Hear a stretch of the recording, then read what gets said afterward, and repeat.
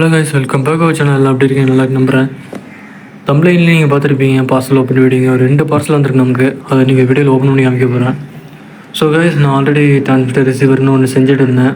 ஒரு remote control RC car தான் அது. அதை பற்றி கண்டினியூ அதோட அது ஒர்க்கிங் கண்டிஷன் எப்படி இருக்குன்னு நான் நெக்ஸ்ட் வீடியோவில் போடுறேன். கொஞ்சம் மாறுதலாம் இருக்குது. ஸோ ஓகே, இந்த பார்சல் என்ன வந்துருக்கு ஃபஸ்ட்டு பார்ப்போம். ஆல்ரெடி சீல் ஓப்பன் பண்ணி உள்ளே என்ன இருக்குன்னு பார்த்துட்டேன். இருந்தாலும் உங்களுக்கு இன்னொரு பார்சல் ஓப்பன் பண்ணவே இல்லை. ஓகே, அதுதான் மெயின் பார்சலு. இருந்தாலும் சரி, ஓகே, ஃபஸ்ட்டு பில்லை பார்த்துருவோம். பில்லு உள்ள வச்சுருக்காங்க பாருங்கள்.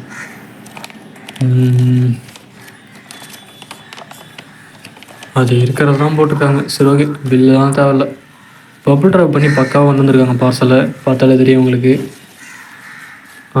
எவ்வளோ என்ன வச்சுருக்காங்கன்னா, ஓகே, லித்தியம் எம் பேட்ரி வச்சுருக்காங்க. மொத்தம் ஒரு 5 பேட்டரி ஆர்டர் போட்டிருந்தேன். 5 பேட்டரி வந்துடுச்சு. கண்டிஷன்லாம் பக்காவாக தான் இருக்குது. ஒரு பேட்டரியை மட்டும் நான் ஏதோ ஒரு குடஞ்சல் பண்ணி வச்சுட்டேன். அது ஒன்றும் பிரச்சனை இல்லை. பார்த்து தெரியும்ல உங்களுக்கு. அது என் கைப்பட்டு வாங்கினது தான். ஸோ ஓகே, அது கம்பெனி இப்போ தப்பு இல்லை. ஓகே, பேட்டரிலாம் சேஃபாக வந்துடுச்சு. வோல்டேஜ்லாம் கரெக்டாக பார்த்துட்டேன், செக் பண்ணி பார்த்தேன், கரெக்டாக தான் இருந்தது. உங்களுக்கு சில பேர் டவுட் இருக்கும், ஒரு பேட்டரியை வாங்கி அதில் கரெக்டாக வாங்கின உடனே அதில் வோல்டேஜ் இருக்குமா, இல்லை நம்ம தான் சார்ஜ் பண்ணணுமான்னு. ரீசார்ஜபிள் ஒருத்தளவு அதில் சார்ஜ் இருக்கும் ஆல்ரெடி. ஸோ ஒரு பிஎம்எஸ் போர்டு, இது வந்து மொபைல் பேட்டரியில் இருந்திருக்கும், உங்களுக்கு தெரியும். இது பேட்டரி ப்ரொடக்ஷன் போர்டு சொல்லுவாங்க. ஸோ நெக்ஸ்ட் பார்சல் பார்ப்போம்.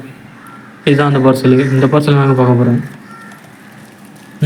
இது என்ன இருக்குன்னு நினைக்கிறீங்க? இதில் ஒரு மைக்ரோ கண்ட்ரோலர் இருக்குது. இதில் ஈஸியில் ஓப்பன் பண்ணேன், ஆனால் பாக்ஸ் ஓப்பன் பண்ணல. எப்போயுமே ஒரு பொருள் வந்தால் நீங்கள் ஓப்பன் பண்ணி பார்த்துடணும். ஏன்னா அதில் ஏதாச்சும் ஒன்று சிக்கலாக இருந்ததுன்னா அது அப்பயே ரிட்டர்ன் கொடுத்துடலாம். அதுக்காக தான் சொல்கிறேன்.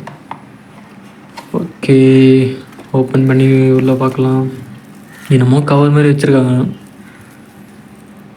எதுக்கு வச்சுருக்காங்கன்னு எனக்கு புரியல. காற்று உள்ளே வரணுங்கிறதுக்காகவே. அப்புறம் ஒரு மேனுவல் வச்சுருக்காங்க ஒன்று. இன்றைக்குமே நான் மேனுவல் படித்ததே கிடையாது. ஆனால் மேனுவலில் என்ன இருக்குன்னு எனக்கு நல்லா தெரியும். ஓகே, இதாங்க நான் ஆர்டர் பண்ண மைக்ரோகண்ட்ரோலர் ESP32S3. இதை வச்சு என்ன பண்ண போகிறேன்னு நான் அடுத்த வீடியோவில் காமிக்கிறேன். Thank you guys.